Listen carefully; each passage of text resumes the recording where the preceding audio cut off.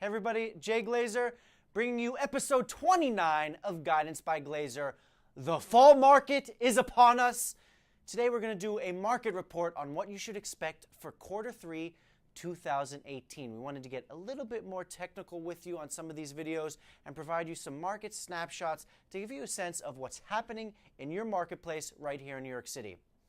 Some quick important statistics for August 2018. There were 264 recorded sales with an average price for condominiums of $2.85 million and for co-ops $1.3 million. And for those paying attention to the big ticket closings in New York City, the most expensive closing in August was Penthouse S at 160 Leroy Street, which is a new construction condominium in the West Village, designed and built by Ian Schrager. It is a beautiful project. There are some units that remain unsold, so if you'd like some more information, do reach out about that. But what's important about that apartment is that despite the fact that it closed in 2018, likely a contract was struck on that property somewhere around 2016. So it's really a little bit of misleading information. Nevertheless, it did close in August 2018.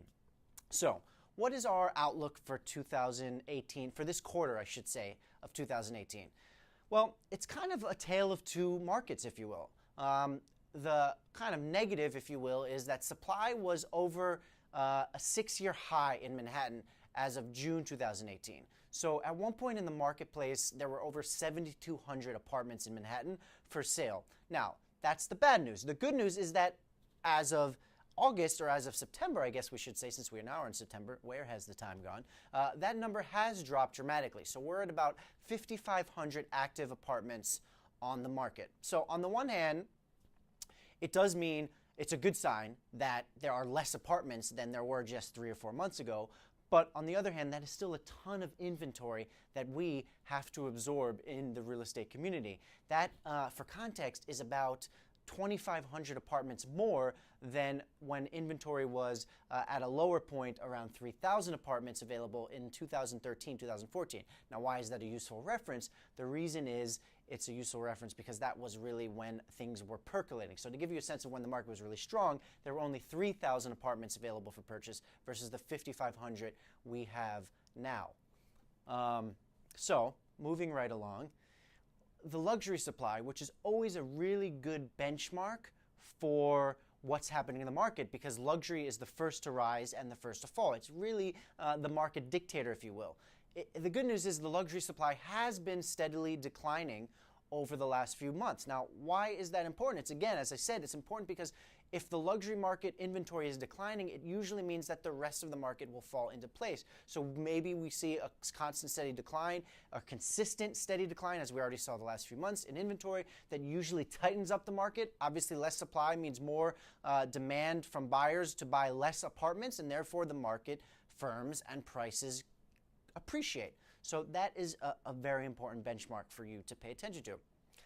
And yet, again, tale of two markets. On the flip side, we have seen massive, massive luxury price cuts in the ultra-luxury marketplace. So just in the U.S. market, so going a little bit more global outside of New York City, over the last quarter, so Q2, there was over $1 billion in price cuts measured over 500 luxury apartments. That's $10 million and up, or luxury homes, I should say, in the United States. So if you think about it, at $1 billion in price drops, that is a very substantial discount. Just alone, we met with a seller yesterday, just specifically to give you a small snapshot of the Upper East Side, and we showed them that the luxury price point of $10 million and up on the Upper East Side in co-ops, there's an average of 30% price discounting, price chopping from the asking price to the closed sales price. So that is a very substantial piece of information. Moving along to another piece of information, monthly contract activity has steadily been better from June of last year to June of this year. So that's the most recent information we have on contracts, meaning we're a little bit lagging. We're always a couple months behind. But that usually means if more contracts are being signed, that more transactions are being completed, and therefore we've seen a good, healthy, steady uptick from contract signs from last year to this year. So even though prices might not be improving, in reality, we are seeing more activity, and activity is always good, right? Just because prices don't have to be all-time high doesn't mean we can't have a healthy market that's transacting. Again, for context, there were very few contracts signed in 2009 when we were in a recession and the real estate economy was doing quite poorly. So as long as contracts are getting signed, regardless of where prices are, it still means we are engaged in a healthy market. So bear that piece of information as we look forward into Q3. So, what's this all mean? There is a lot of market adapting going on. What does that mean, market adapting? What it means is you're going to continue to see a buyer adapt to the marketplace and a seller adapt to the marketplace. For sellers, that means that you're going to see unrealistic pricing, the aspirational pricing as we call it sometimes, pretty much head out the window, right? You're going to see price cuts and you're going to see people having to negotiate in their home. That is the adaptation of the marketplace. Gone are the days where you can be truly aspirational about where you are in your pricing strategy. So on the flip side, buyers are now taking a more wait and see approach, right? They're adapting perhaps a little quicker than the sellers and saying, hey, we need prices to be in a realistic place for us to jump in. So if your home is not realistically and appropriately priced, a buyer's going to wait on the sideline until it is. So they're adapting to the market as well. That's why you might not have this crazy flurry of activity. We've seen a nice uptick in activity because I think people, sellers and buyers are adapting, but we're not seeing the crazy activity that we saw from a few years ago. But because people are getting closer to the realistic place in the market, we are finally getting to a healthy sense of activity. So a shift in the market doesn't mean that it has to be a dramatic correction. It doesn't mean that the bottom is falling out and the world is going to end and the sky is going to fall in on us. It simply means a smoother adjustment period to a more balanced market. So in sum, that is what I believe we will see in Q3 and in Q4 most likely to finish out the year. That means a smoother adjustment period to a more balanced market.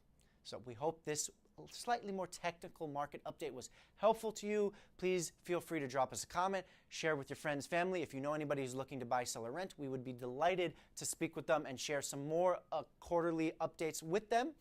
Feel free to follow us. You can find us on Facebook at Glazer Team, Instagram, The Glazer Team, our website, our brand new refreshed website, which is amazing. It's glazerteam.com. Subscribe to our newsletter. We have now a deal of the week. If you subscribe, you will get action on that.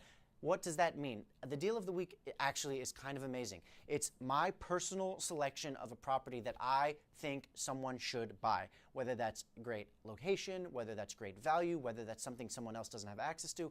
Think of it as our blacklist of properties, things that we will provide access to for you that you don't necessarily have to find or can find on your own. So if you subscribe to our newsletter on our website, you'll be able to get that information. Thank you for joining us, and we'll see you again on another episode of Guidance by Glazer. See you next time.